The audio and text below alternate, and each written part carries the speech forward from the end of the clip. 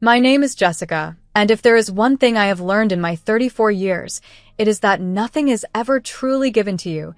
You earn it brick by brick, dollar by dollar. I live in Portland, America, in the house that I dreamed of since my early 20s. It took me 7 years of relentless work, 7 years of canceled vacations, cut corners, and tired mornings to get here. My colleagues called me frugal, my friends called me stubborn, but I called it discipline. That house was more than wood and nails. It was the proof of my own grit. I paid $80,000 down and signed a mortgage of $2,300 a month.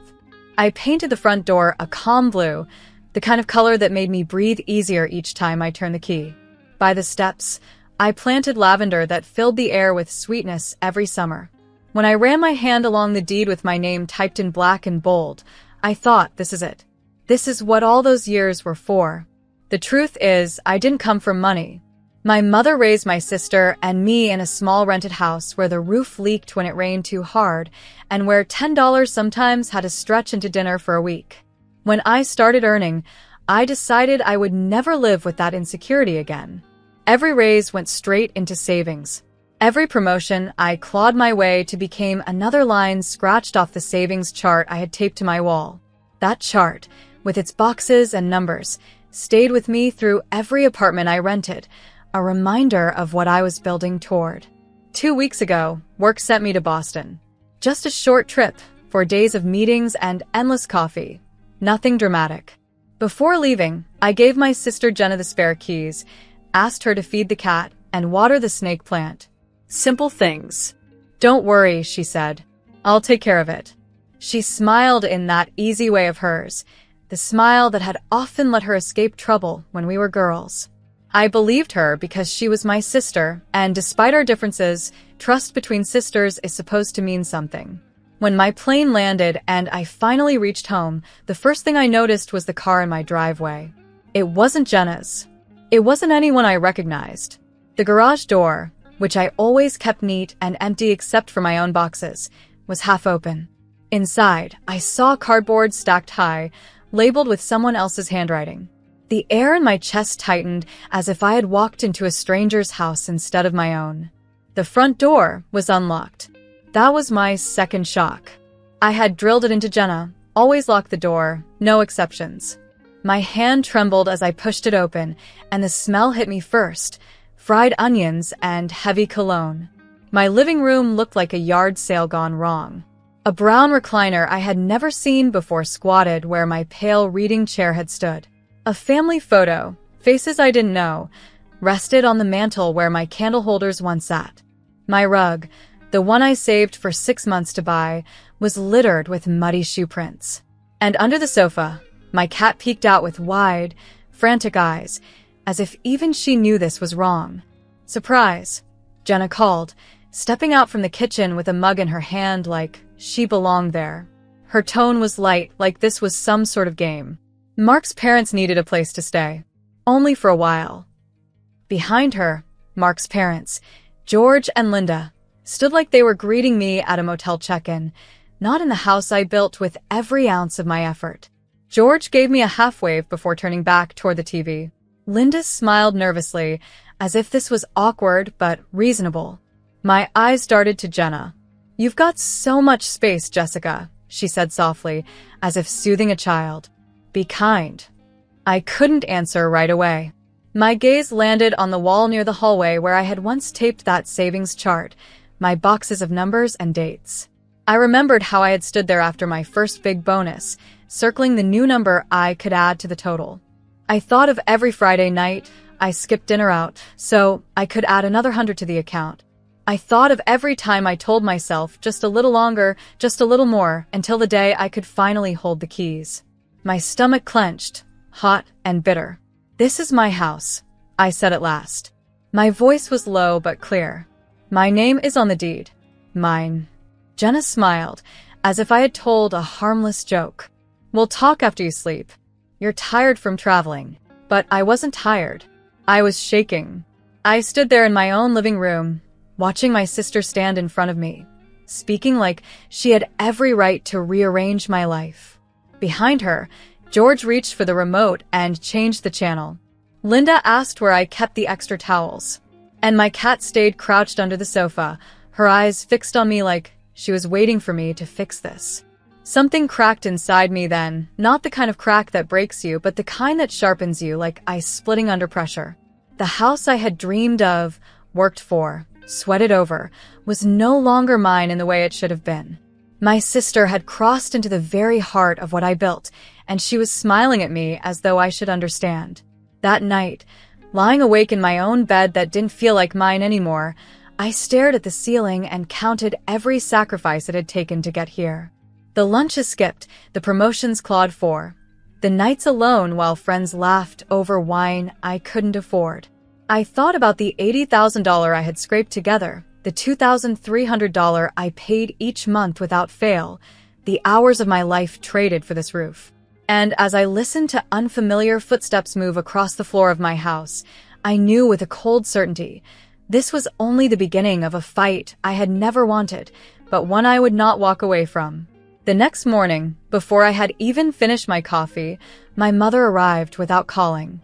I recognized her knock, sharp and insistent, the kind that never waited for an answer. When I opened the door, she was already halfway inside, clutching a paper bag from a bakery down the street. "I brought muffins," she said, as if muffins were a solution to all problems. Behind her, my cat darted past her feet and fled to the safety of the stairs.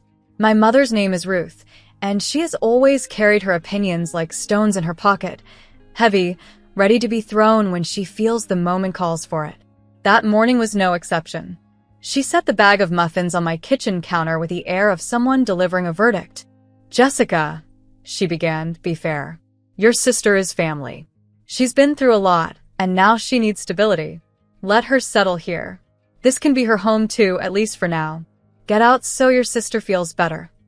Her words sliced through the quiet of the kitchen like glass breaking. Get out. She had said it so casually, so firmly, as though the years of sacrifice and savings I had poured into this house were less important than Jenna's comfort. I laughed, not because it was funny, but because I didn't know what else to do. "Mom, do you hear yourself? This isn't a vacation home. It's not some extra property I'm hoarding. I paid for every single square foot of this place. I have $14,600 in receipts stacked right there on the dining table. The couch cost me $1,200. The fence in the backyard, $3,800. The down payment? My entire adult life." My mother crossed her arms and tilted her chin upward. "Money isn't everything, Jessica." The words stung, though I had heard them before. "It was everything," I said, my voice sharper than I intended. "At least for 7 years, it was everything." Jenna entered from the living room, her arms folded tightly across her chest. "Look," she said, "we didn't mean to upset you. We just moved in while you were away in Boston because it was easier." Mark's parents already had their things in the truck, and it made sense. "It's not a big deal." Not a big deal. Behind her, George, her father-in-law, sat comfortably on my sofa, flipping through channels on my television as if he had been living there for months.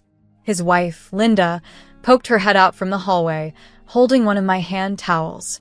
"Where do you keep the extra ones?" she asked innocently, like a house guest who had been invited. I felt heat rise in my chest. I opened the hall closet, needing to see for myself what else had been disturbed. My winter coats, still in boxes from last season, had been pushed to the floor. On the shelf, shoved under a pile of unfamiliar blankets, was my old suitcase from years ago, the one I had carried on a trip to Europe when I was 22. I pulled it out, unzipped the front pocket, and found the 40-pound I had kept as a small keepsake from a layover. I ran my fingers over the thin, foreign notes. In America, they were worthless. In Europe, they had value. It struck me then how some things only matter in the place they belong, and how my home, my place, had been taken and twisted into something unrecognizable. "This is wrong," I said, my voice steady now. "All of this is wrong." Mark, my brother-in-law, appeared in the doorway, trying to sound conciliatory. "We can pay you something if that makes it better, maybe $200 a month." just until we figure out what's next. I looked at him. I looked at my mother. And then I looked at my sister, the one person who knew every step it had taken me to reach this moment in life. "No," I said firmly. "You will not pay me to stay in my house.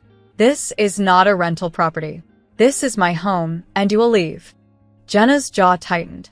She crossed her arms tighter and lifted her chin. "Make us." The room fell silent. My mother looked down at the counter, her hands folded neatly on top of the paper bag of muffins. George kept his eyes on the television, pretending to be invisible. Linda shuffled back down the hallway with her towel, suddenly busy with something else. And Jenna stared straight at me, daring me to act. It was in that silence that I realized my sister wasn't joking, wasn't bluffing. She had made a decision. To plant her flag in my home, to claim it with the weight of family guilt and the complicity of our mother. She expected me to back down, the way I always had when we were children, and she wanted the last cookie, or the better seat, or the newer clothes.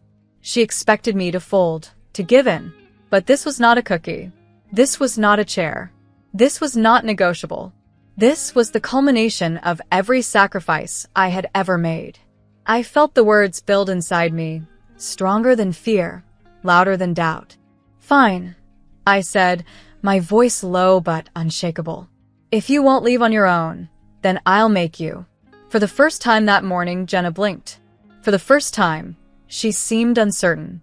And in that small flicker of hesitation, I felt something I hadn't felt in years when it came to my sister. Power. The moment the words left my mouth, "Then I'll make you," something inside me shifted. It wasn't rage, not exactly. It was colder than rage, steadier. My hands felt sure as I walked across the room and bent to roll back the rug. I pulled it up with deliberate care, exposing the hardwood beneath. Then I lifted the first box I saw, one full of dishes that did not belong to me, and carried it to the porch. The box was heavy, but the weight felt righteous in my arms.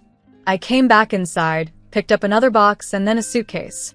Each time, I placed the items neatly on the porch, one by one. I didn't throw. I didn't break. I simply moved what was not mine out of what was mine. I built a straight, careful line along the steps, as though I were organizing evidence for a jury to see. "Jessica, stop it," Jenna cried, rushing to grab my sleeve. Her nails pressed into my arm. I turned to her, and my voice was so calm it startled even me. "Take your hand off me. You trespassed in my home. You moved people into it without my permission. You tried to claim my life's work."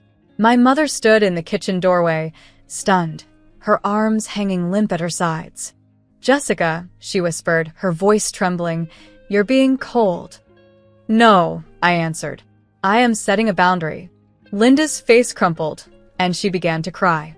George muttered a curse, his jaw tight. Mark, my brother-in-law, pulled out his phone and started typing, his fingers frantic. Maybe he was texting a friend, maybe a lawyer. I didn't care. I reached for my own phone, unlocked it with steady hands, and dialed 911. The dispatcher's voice was calm, practiced. 911. "What is your emergency?" "My name is Jessica," I said, standing in the center of the room that I had worked for years to call mine. "I live at my address in Portland. While I was away on a business trip, my sister moved her in-laws into my home, and now they refuse to leave. I am the sole owner. I have the deed and my ID. I need help." "Officers are on their way," the dispatcher replied. "Do not escalate further. Keep the door open and wait outside if you can." I ended the call and turned to Jenna. Her face was pale now, her mouth tight. "You called the police?" she asked, her voice almost breaking. "Yes," I said simply. "Because you wouldn't listen." I stepped onto the porch and sat down on the steps, my back straight, my hands steady. The morning light fell across the boxes I had carried out, making them look almost harmless, just ordinary belongings waiting to be moved into a new place. My cat slipped through the open door and curled by my feet, pressing her warm body against my leg as if to anchor me. Minutes stretched like hours until the two officers arrived. Their cruiser pulled up to the curb, lights flashing softly in the daylight. Officer Bailey and Officer Adams stepped out, their faces calm, their movements deliberate. I greeted them on the porch and handed them my deed, my driver's license, and the most recent mortgage bill I had pulled from the kitchen drawer. Inside, Jenna tried to talk over me.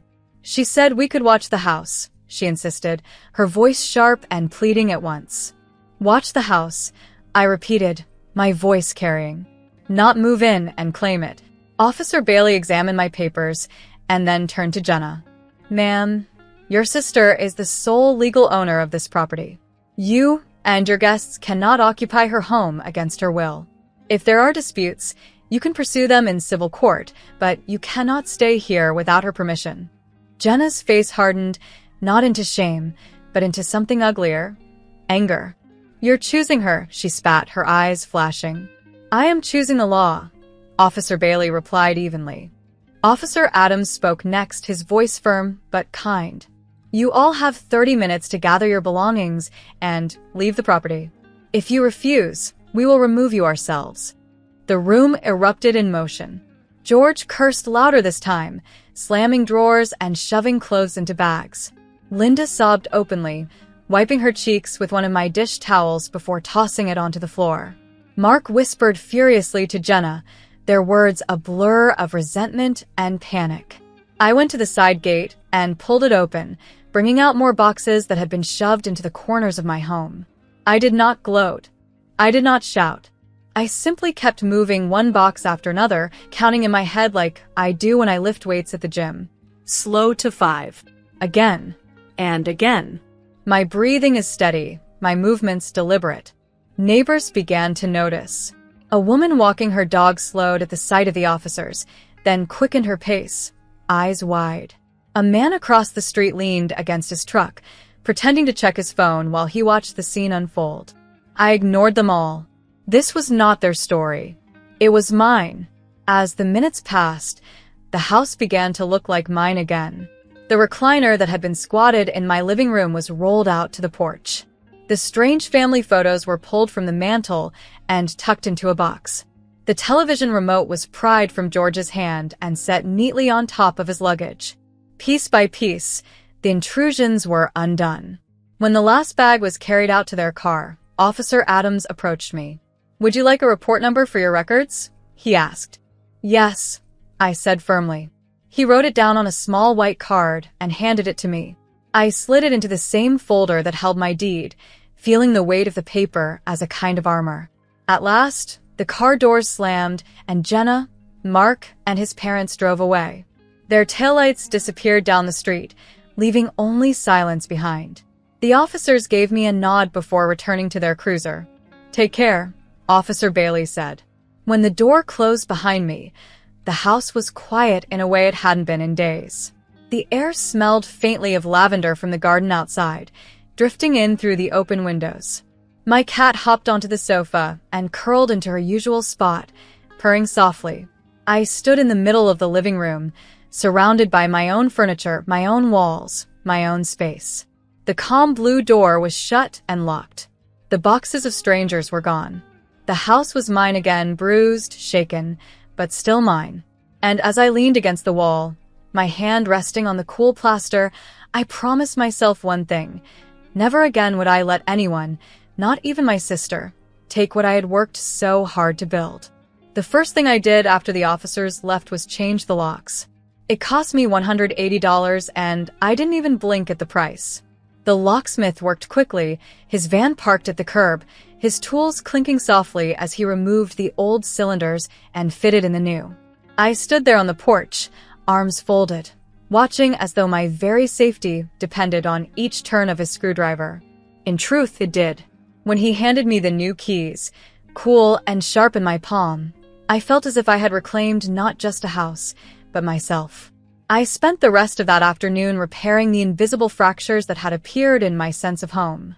I called the bank to check that no strange transactions had occurred while I was away. I updated my alarm codes, passwords, and even my online shopping accounts. I drove to a hardware store and bought a small safe for $99, the kind that bolts into the floor. That evening, I placed inside it the deed, the police report number, and the new spare keys. It was a modest vault, but it felt like a fortress. When the errands were done, I brewed myself a cup of tea and sat at my kitchen table, staring at the walls that had seen too much in a single week. The house felt different now. Emptier, yes, but also alive again, as though its pulse had returned after a long faint. My reading chair, dragged back from the porch, was once again in its rightful corner by the window. The mantel was cleared of borrowed faces and now displayed my photos again. My college graduation, the first day at my firm, a picture of me and my friend Elena in a tiny cafe in Europe when we were 22 and broke and laughing at nothing. That trip had been paid for by saving £500 over 2 years, every spare note stashed into an envelope. It taught me how to plan, how to wait, and how to dream. The same patience had built this home. That night, as I was rinsing my cup, the phone rang. It was my mother. Her voice was softer than usual, threaded with something between guilt and reproach. "You didn't have to be so hard, Jessica," she said. "I had to be clear," I answered.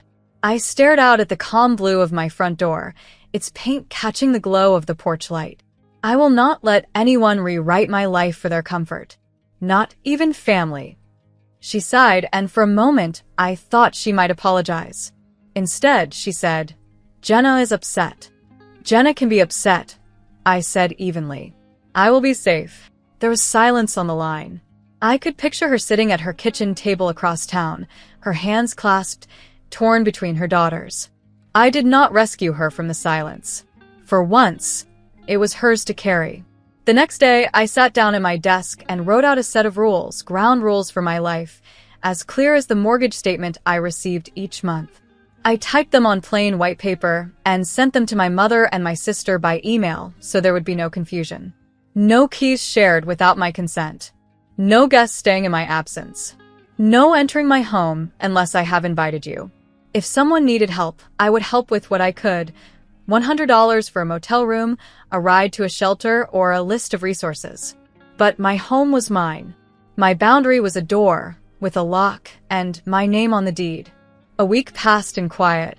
I went to work, came home, and found myself relearning the sound of my house, its creaks and groans, the soft hum of the refrigerator, the distant rush of traffic on the street outside. For the first time in days, I could breathe without feeling watched. I cooked small dinners. I read in my chair. I sat on the porch and let my cat prowl the steps while the lavender swayed in the evening air. It was ordinary life, and I had never been so grateful for it. Then, one afternoon, a letter came. It was from Jenna. The handwriting was rushed, uneven, like she had been angry while writing, but softened before mailing it. She wanted to talk. She wrote that she had only moved into my house because she believed family meant open doors, that she had thought I would understand. She wanted me to see her actions as desperate, not malicious. I sat with the letter for a long time, reading it twice, 3 times. Then I wrote back. My words were measured, deliberate. Family means honest asks, not silent taking, I wrote. If she wanted to visit, she could call first. If she wanted to stay for dinner, she could bring a casserole and a smile and leave at 9 o'clock. We could start small. I did not write to punish her. I wrote to draw the line that should have been drawn years ago. As the days turned into weeks, I realized that what I had done was not just about saving a house. It was about saving myself. For so long, I had believed that kindness meant saying yes, that family meant surrendering. But kindness without boundaries is just self-erasure, and family without respect is only noise. I am not a hero. I am not a warrior. I am a woman who worked, saved, and signed. I am a woman who called 911 when I had to. I am a woman who can be kind without being weak. This house, bought with dollars and years, is my promise to myself. Now, when I walk up the path at the end of a long workday, I feel steady. I touch the calm blue door before I unlock it, letting the smooth paint remind me of the choice I made to defend what was mine. Inside, the rooms are quiet and whole. My cat greets me with a stretch, my lavender scents the air, and the safe hums quietly in the floor beneath, and in those moments, I know with absolute certainty, I have finally come home.